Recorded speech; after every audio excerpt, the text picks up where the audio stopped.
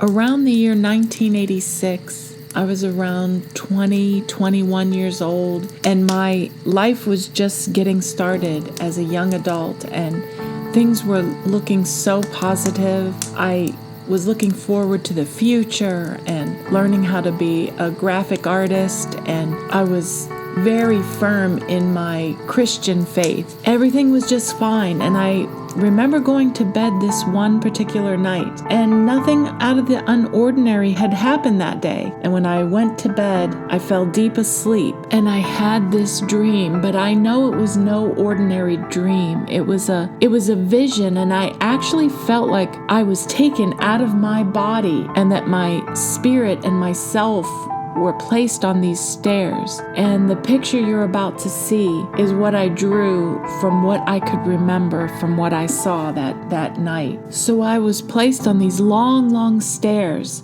and they seemed like an escalator. The stairs they weren't really moving, and I felt like the escalator was going down, but I was trying to get up. I could see the top of the escalator stairs, and I wanted to get up there. I could see there was something there, and there was a balcony that wrapped all the way around to the back of me on these stairs. And I worked as hard as I could. I kept climbing the stairs, but I was getting nowhere. I was in the same spot, and finally I was so exhausted. And then all of a sudden from behind me, I heard a voice, and the voice was so overpowering and so amazing, and it said, "Melissa."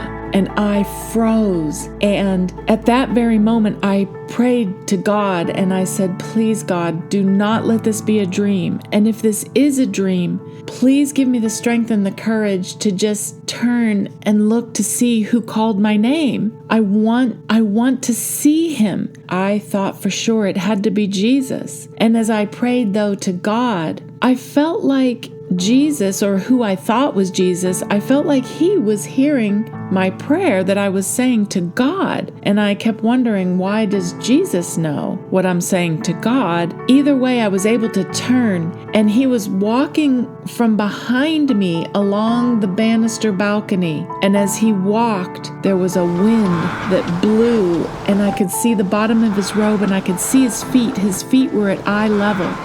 And he glided as he walked, and with every step, the wind blew. And I was so overcome, I couldn't believe what I was seeing. And as he walked, all of a sudden, I now freely was able to slowly and simply and easily start to walk up the steps. As he walked towards the top step, I was able to meet him, and he stood there in front of me. But as he walked, he asked me this question, and he said, "Melissa, do you know who I am?" And I thought to myself as I was walking, why in the world would he ask me, do I know who he is, when he was actually hearing my prayer to God to please let me see him, and that I knew he was Jesus?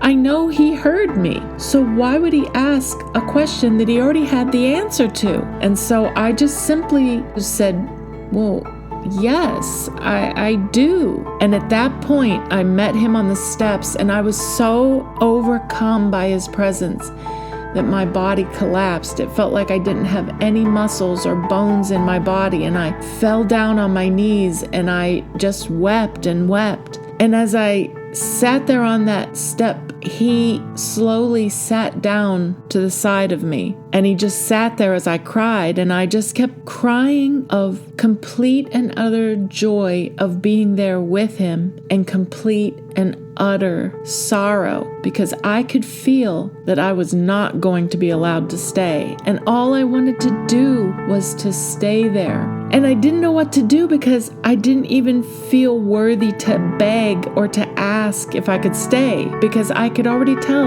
that I was going back. But I didn't want to go back, and I thought, what could I do to stay? And I looked at the bottom of his robe, which basically looked like ripped feathers, and they were just dripping down the stairs and next to me. And I didn't want him to notice, but what I wanted to do was to hug him so tight that no matter what he could do, he wouldn't be able to let me go. But I knew I just really shouldn't touch him, so I thought if I just very slowly without him noticing, if I just touch the corner of the robe feather and maybe just with my finger and my thumb hold on to that piece of fabric, he won't notice and he won't be able to let me go. And I knew that was ridiculous, but it was the only thing that I could do. And as I slowly moved my fingers over to touch the robe, he took his right hand under my chin and he lifted my head up towards his face, and I thought, are you serious? I'm now going to be able to literally look in his face? Still thinking at this time, this is Jesus. And as he lifted my face up and my eyes looked up towards his face, it was so bright. His face was brighter than the sun, but it didn't hurt my eyes at all. It was so bright and so warm, and such peace came from his face and the light. And he didn't say a word, and the light slowly separated from him. And the light filled the whole room, and it moved, and it was alive, and it swirled around and around and around and around me, and it just circled my whole being and my whole body. And the light swooshed me down and threw me back into my body. And I remember waking as my spirit, my soul, whatever it was, went back into my body, and I sat up with a gasp, breathing for air. And I remember just sitting there so confused, not knowing what really happened. Was it real? Why did he ask me that question? Why would he ask me, did I know who he was? He knew I knew who he was. Why did he send me back? And now, all these years later, of life that I've had, and the seeking and the vow I made years and years and years later in my late 30s, that I vowed to him that from now on I would seek, figure out what it is he wanted from me, until all of a sudden he allowed me to understand, and I went back to his Torah, and I realized who I was, and that I needed to leave the idol. And I finally realized who called my name. It was never Jesus. It was never a pagan idol. Who called my name that day was Yah. I finally know who he is.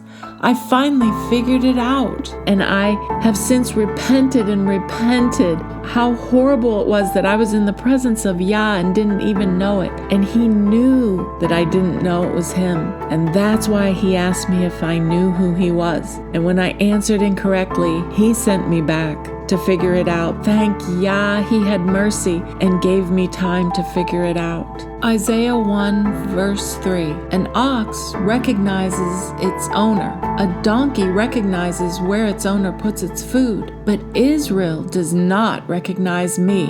My people do not understand. And Isaiah 52:6. Therefore, my people shall know my name. Therefore, they shall know in that day that I am he that doth speak. Behold, it is I. Israel, leave the idol. Return to Yah only.